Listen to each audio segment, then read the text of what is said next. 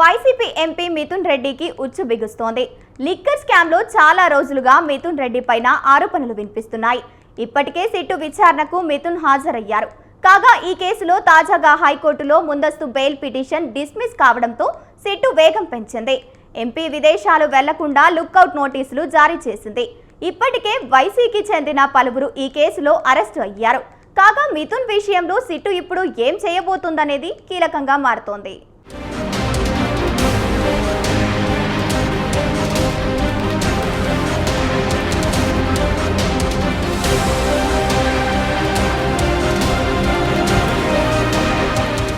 Liquor కేసులో YCP MP Mithun పైన SIT పట్టు బిగిస్తోంది.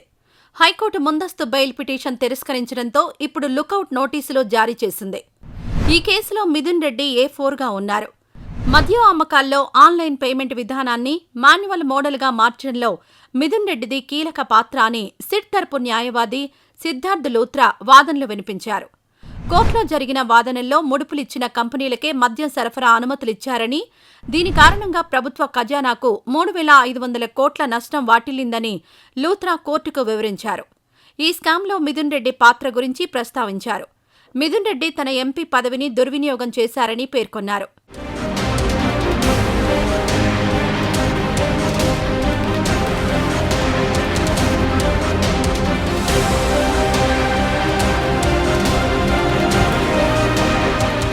మిథున్ పైన ఉన్న కేసుల గురించి చెప్పుకొచ్చారు. ఆయన దాఖలు చేసిన బెయిల్ పిటిషన్ను కొట్టివేయాలని కోరడంతో కోర్టు మిథున్ రెడ్డి పిటిషన్ను డిస్మిస్ చేసింది.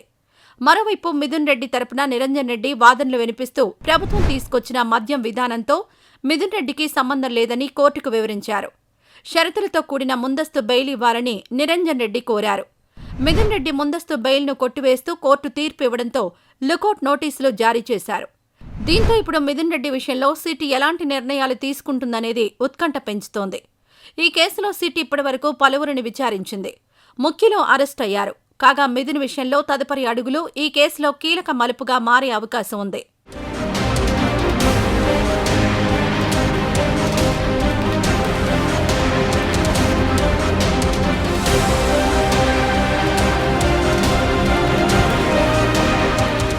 లిక్కర్ స్కామ్లో రోజురోజుకు కొత్త పేర్లు తెరపైకొస్తున్నాయి. ఇదే కేసులో మిథున్ రెడ్డిని ఏ క్షణమైనా అరెస్ట్ చేసే అవకాశం ఉందన్న ప్రచారం జరుగుతోంది. మంగళవారం లుకౌట్ సర్క్యులర్ LOC జారీ చేశారు. ఎంపీ మిథున్ రెడ్డి ముందస్తు బెయిల్ పిటిషన్ కొట్టేసిన గంటల వ్యవధిలోనే లుకౌట్ నోటీసులు జారీ చేయడం కలకలం రేపుతోంది. విదేశాలకు పారిపోకుండా అడ్డుకునేందుకు ఈ LOC ఇచ్చారు అని తెలుస్తోంది.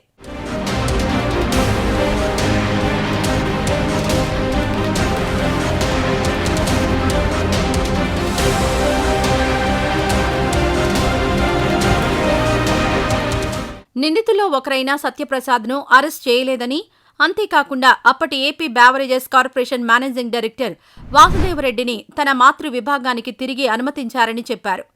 మిథున్ రెడ్డి 3 సార్లు ఎంపీగా గెలిచారని, ఆయన దర్యాప్తునకు సహకరిస్తున్నారని, అందువలన ముందస్తు బెయిల్ మంజూరు చేయాలని కోరారు.